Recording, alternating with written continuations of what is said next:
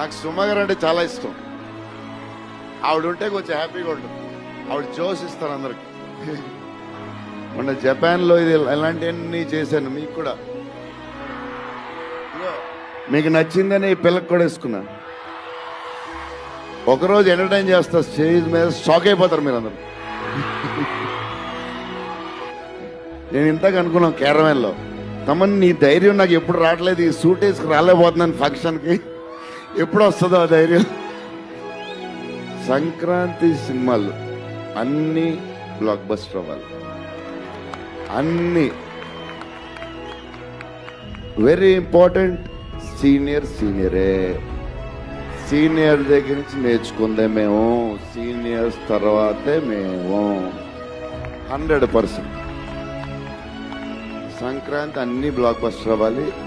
మాది కూడా అయిపోతే happy. Okay darlings, love you.